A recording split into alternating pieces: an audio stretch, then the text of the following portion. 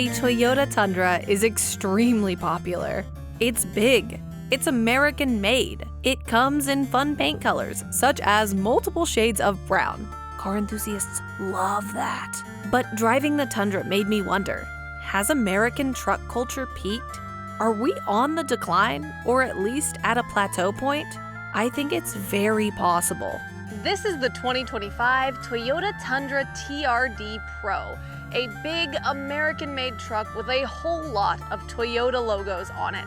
And I'm Alanis King. Let's go for a drive and stick around for the end of this video to get this Tundra's full report card.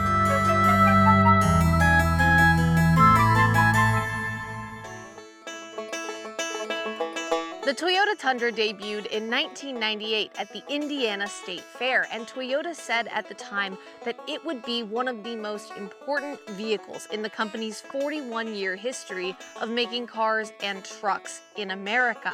Production began in May 1999 in Indiana, making the Tundra the first full-size pickup produced by a Japanese automaker in North America.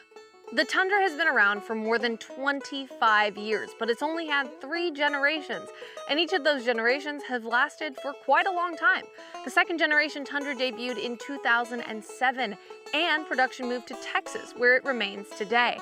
And when I think of the Tundra, this is the generation I think of. It has those rounded trapezoidal headlights and the matching grille, and it's just what you think of when you think of a Toyota truck, because it was around for about 15 years. That is forever in terms of car generations. This is the 3rd generation of the Tundra, and it debuted in 2021, and it's just more aggressive and boxier than the other ones.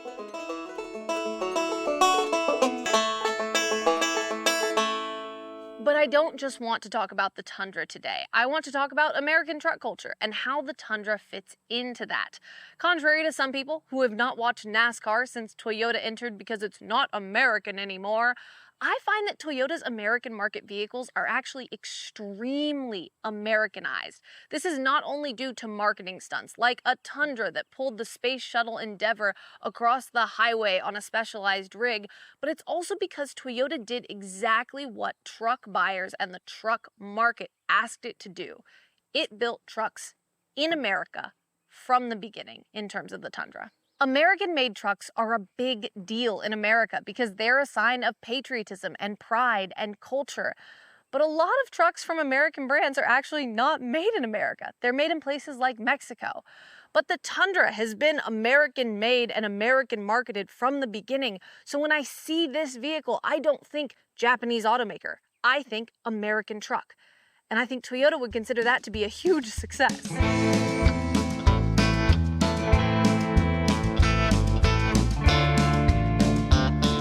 But American truck culture has changed a lot, especially lately. As someone who has reviewed cars for 10 years, I have seen this big shift in how people talk about trucks, not only in my comment sections, but also on the wider internet. People are no longer stoked and excited about trucks. They have complaints, especially about the engines. As automakers downsize truck engines in America, we're no longer getting those big, fun V8s on a wide scale like we used to. And people are upset. They don't want those turbo 4-cylinders and those smaller engines. They want the big ones because that is truck culture. We saw this recently with Ram and the Hemi. Ram got rid of the Hemi, and there was so much backlash that the company almost immediately brought it back. And not only brought the Hemi back, re-entered the NASCAR Truck Series, which the company has been out of for more than a decade, just as an apology. There's even a new commercial that says, "Hey, we got it wrong, we're sorry." And that is wild. Those events and sentiments, along with some logistical concerns, have me wondering if American truck culture has peaked and we are on the downhill side of it. I mean, just think about it.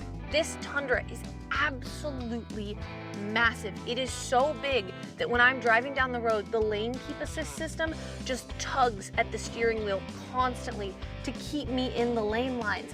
And in a culture where bigger and bigger trucks are signs of wealth and luxury and culture, how does this truck get bigger? Not only that, but this is a turbocharged hybrid V6 engine. And people want V8s to the point that there is pumped-in engine noise that sounds like a 5-liter Ford Mustang in here. That that's not the engine in this car. But it's what people want, so it fakes it.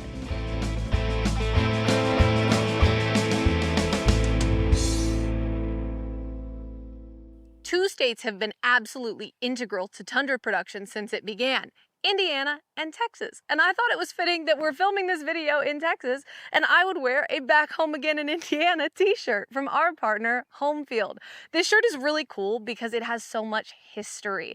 The Purdue Marching Band first performed at the Indy 500 in 1919 and has since become the official band of the race. They're there all the time performing Back Home Again in Indiana, and it's really cool and it's a big part of the culture, just like we're talking about truck culture today.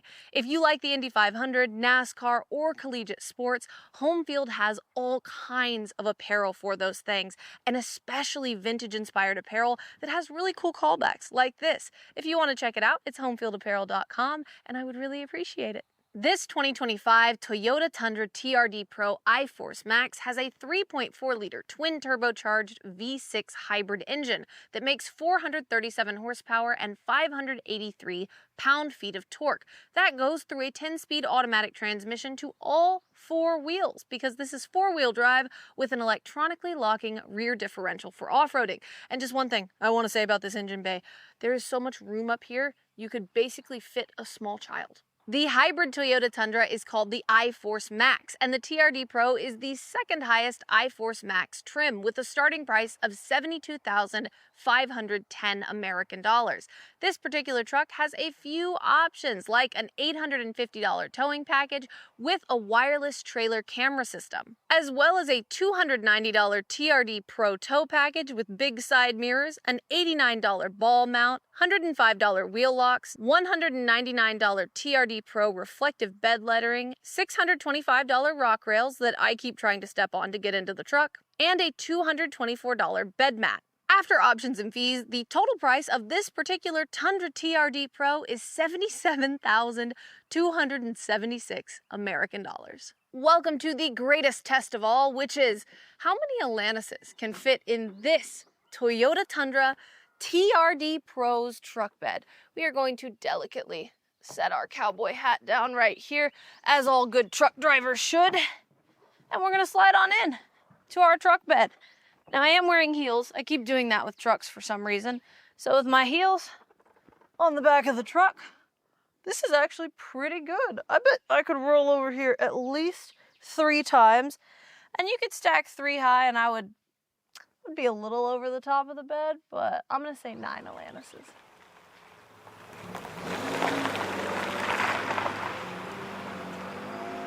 It's time to drive the 2025 Toyota Tundra TRD Pro, but I want to start by going back to something I mentioned earlier: the pumped-in engine noise into this cabin that sounds like a 5-liter V8 Mustang. I'm going to show it to you. Listen closely. Here we go.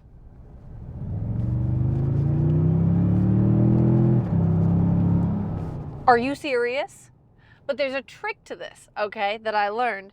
You can put the tailgate down and the pumped-in engine noise will actually go away, which is the funniest thing in the world. So I'm gonna pop the tailgate down right now, and then I'm gonna accelerate again, and the fake engine noise is completely gone. Your V8 is only here if your tailgate is up, and then it disappears because it was never really there in the first place.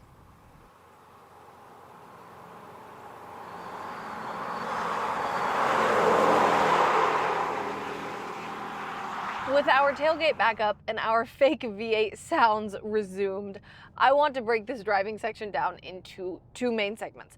First, I'm going to talk about the styling, comfort, and driving, the good features of that in this Tundra. Then I'm going to do the same thing for all the things I don't like so much in this Tundra. We're going to start off with the fact that this is an extremely comfortable vehicle. It's comfortable to sit in this seat. I have a ton of space as a passenger. I have a ton of storage space, including a center console that has a bunch of storage dividers. The back seat is big and roomy, and also I have this massive panoramic glass roof that just makes the inside of the truck feel even bigger than it already is, which is huge.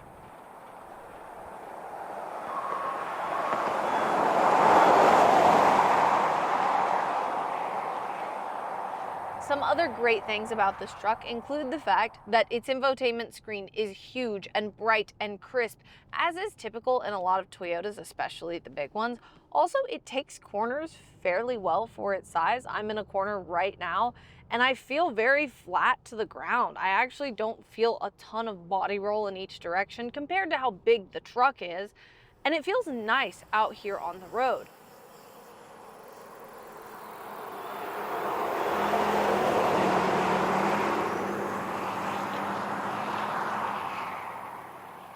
Another great thing about the Tundra TRD Pro is that it has a ton of cameras, and it needs a ton of cameras because you can't see anything in this truck. The hood is huge, the truck is huge, the mirrors are huge.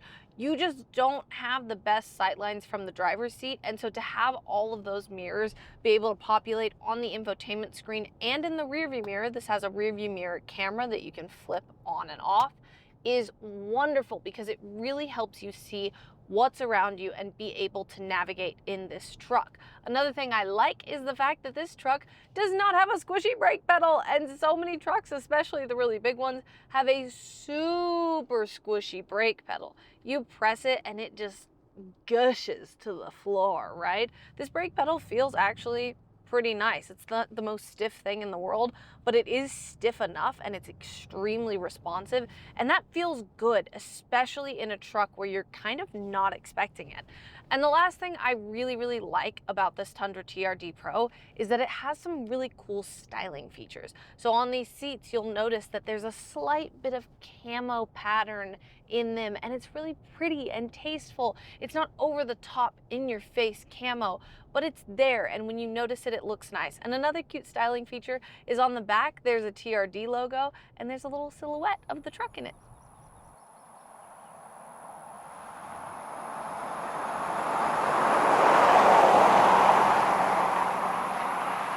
Now let's talk about the things I don't love so much about this Tundra TRD Pro. I'll also note that I just accelerated, and not only do I have the V8 5.0 Mustang underneath me, but also you can hear the turbo spooling, which is just hilarious. It's such a funny combination, and if you like cars and you hear that kind of thing, it is just so bizarre. Anyway, things I don't love so much about this truck. The main thing I don't love so much about this truck is the interior materials. I have my hand on the shifter right now. It is so plasticky that I can just rattle it right here, and it makes noise, and it's light, and it rattles when you move it, of course. But why doesn't this feel more firm? Why is this so plasticky? And that moves into the rest of the interior. This is an extremely plasticky interior. My complaint about this interior isn't with the design. The design is fine. It looks like a truck in here. It is the materials, because you look around and everything in here is hard plastic. And I think there's an argument to be made for hard interior materials on off-roaders. They're easier to clean, everything like that. But when everything is this exact same hard plastic material, it's not a good hard plastic material. It just feels very cheap. And at $77,000, you look around and you go, why is this whole thing plastic? Why does it feel so cheap? That shouldn't be the case.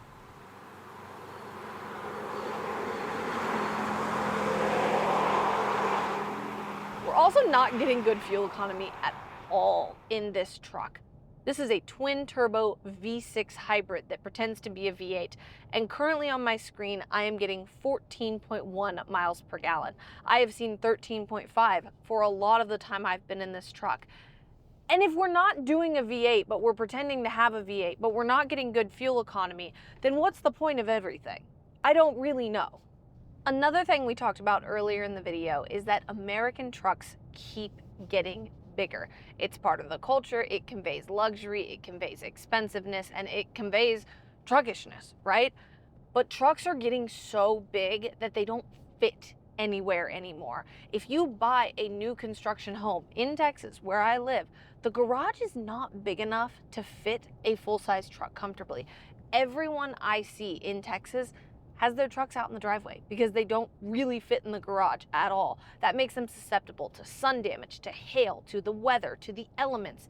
And that's not great. But not only are you parking your big, expensive truck outside, you also don't fit very well in the lane lines because these lane lines are not designed for gargantuan vehicles like you're driving. So when I'm driving this Tundra TRD Pro and I'm trying to stay in the lanes, obviously I'm doing my best, but it's so big that any slight movement kind of puts me out of the lane and therefore triggers my lane keep assist system to say, hey, you're leaving the lane, come back, come back.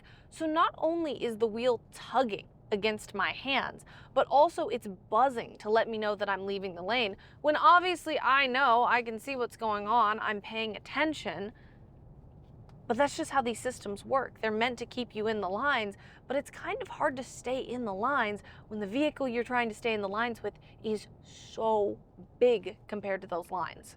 I will end this section about things that are not so great on the Tundra by going back to the one thing that just continues to make me laugh: the fake engine noise.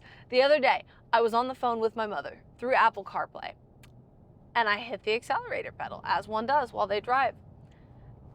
And the fake V8 noise came on, and she goes, "Is that the fake noise?" And I go, "Yeah." And she was like, "That's hilarious." So if you're on the phone with someone and you own a Tundra and you haven't disabled that fake noise, they're gonna think it's kind of funny.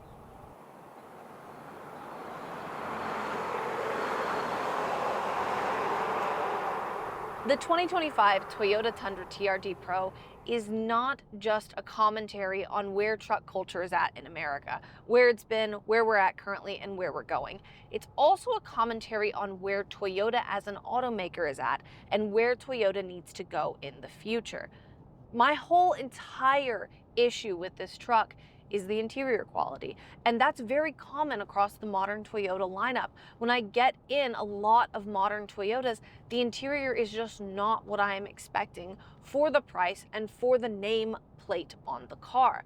You get in this interior and you have $80,000 that you've spent and you expect it to be better than what it is quality-wise, and it's just not.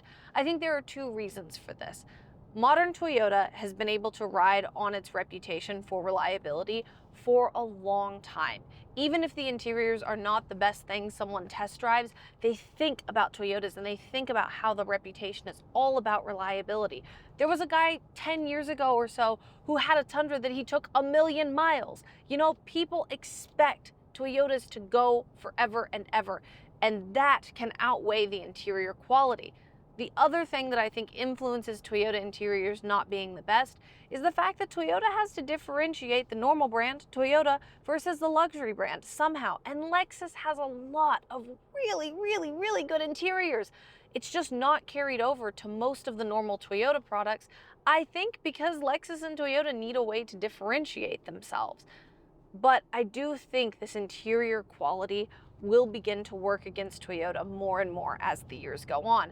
As we transition into electric vehicles, it's not really going to matter if an automaker has a history of reliability with gas engines. It's also not going to really matter how the car drives and stuff like that on a lot of normal commuter cars, because EVs drive really similarly when they're just normal commuter EVs.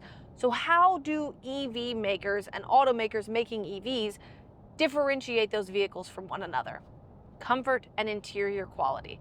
I really like the Toyota Tundra. I like its styling, its comfort, everything like that. But it's not the ideal truck for me right now because the interior quality is just not up to par with where I want it to be. And if that changed, it would be so perfect.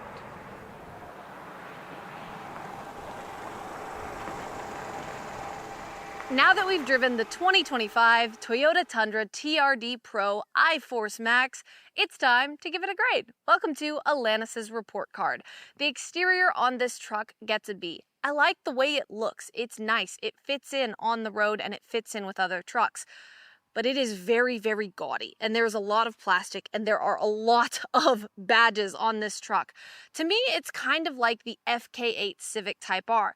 We really liked it. It looked like a battle bot. It was cool. I still really like it and would drive one every single day. But then the FL5 Civic Type R came out, and it was so much more mature and refined, and its styling didn't yell at you. It just softly spoke. And we realized that that was honestly probably a lot better. So the Tundra is a little gaudy right now, but it's overall fine. The interior, I'm so sorry, gets a C.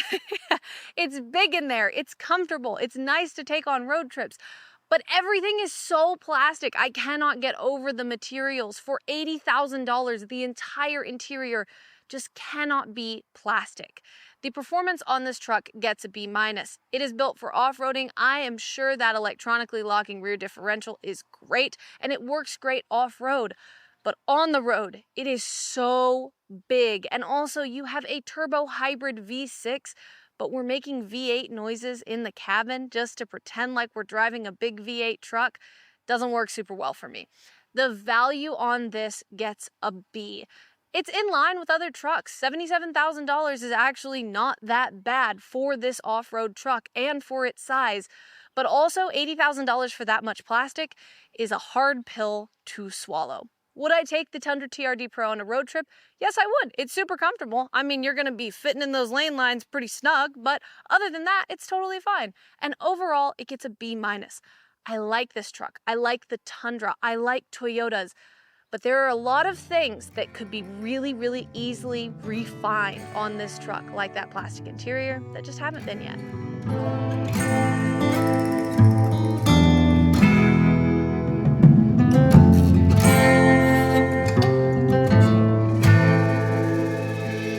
The Toyota Tundra is beloved, and it's easy to see why.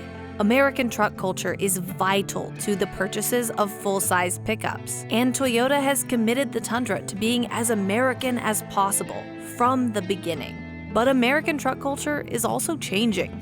We are at a fascinating point in American truck culture where you have to wonder, how do trucks get bigger and better and more trucky? If we are at the limits of not only their engine sizes, but also their physical dimensions.